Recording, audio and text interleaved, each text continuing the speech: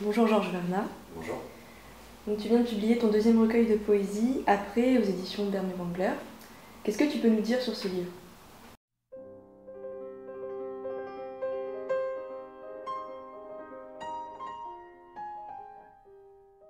Déjà que j'en suis très fier, évidemment, parce que ça a été un travail d'équipe et que je ne suis pas seul à avoir fait ce livre. On a bossé à plusieurs et dur dessus pendant plus de 8 mois. Et ouais, je voulais déjà dès le début remercier évidemment mon éditeur, Hermé Wangler, parce que c'est de la poésie, que la poésie de nos jours, c'est pas forcément ce qui se lit ni ce qui se vend, et qu'il y a il y a une prise de risque de leur part, qui m'ont fait confiance, qu'ils ont eu le cran de publier ça, donc ça c'est important. Et puis toute l'équipe des illustrateurs qui a fait un bon boulot aussi. Et voilà, ce livre c'est d'abord un travail d'équipe, même si j'en suis l'auteur. C'est une balise, je suis content que ce livre existe parce que c'est une balise pour moi dans mon écriture, c'est-à-dire que comme le premier est paru il y a 2 ans, Ruego Libertad, j'ai cette espèce de repère, je me rends compte avec le recul ensuite et le temps qui passe de la personne que j'étais en écrivant Ruego Libertad, de la personne que j'étais en écrivant ce livre après, et ça me permet aussi de laisser des miettes comme ça. Alors moi, je joue la bite aussi, je dis oui avant à mon adolescence dans ma jeune panique. Car la sagesse, c'est quand on a le respect des autres bites. Des singes, des zinzins, des gros culs, des déprimés dans leur gigot.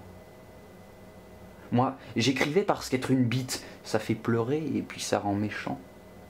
On se voudrait une torche au bout, une bite flambeau, enfin, quelque chose comme de la lumière dans le calbut, puisqu'il s'agit de ça.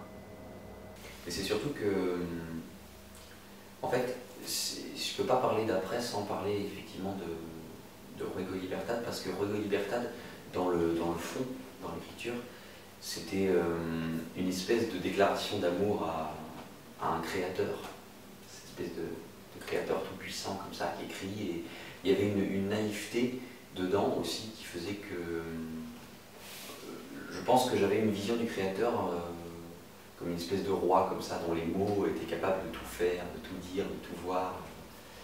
Et c'est ce que dit très bien mon préfacier d'ailleurs dans Après, on voit.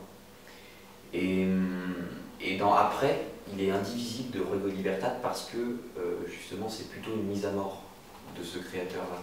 C'est-à-dire que j'ai essayé de revenir à une simplicité, à une brutalité très crue des mots, et de mettre à terre ce fameux créateur tout-puissant dont je ne pense pas qu'il existe en fait. Et c'est pas pour rien que dans le dernier texte du recueil, donc Après, le poème éponyme, on parle à la fin du roi bonimenteur, donc on parle d'un cadavre du roi bonimenteur, et dans roi bonimenteur il y a roi et il y a bonimenteur, et le roi c'est le fameux roi de Ruego Libertad, donc cette espèce de créateur illuminé, visionnaire, tout-puissant, dont les mots seraient voilà, omnipotents. Et il y a aussi bonimenteur, et bonimenteur c'est qui? C'est celui qui raconte des boniments, celui qui ment. Et je me suis rendu compte, je pense dans Après, que l'écrivain, j'hésite à dire l'écrivain, parce que j'ai pas vraiment écrit de roman encore, mais que le créateur en fait est loin d'être tout puissant, que c'est probablement plutôt un menteur qui ment à tout le monde et à lui-même aussi probablement.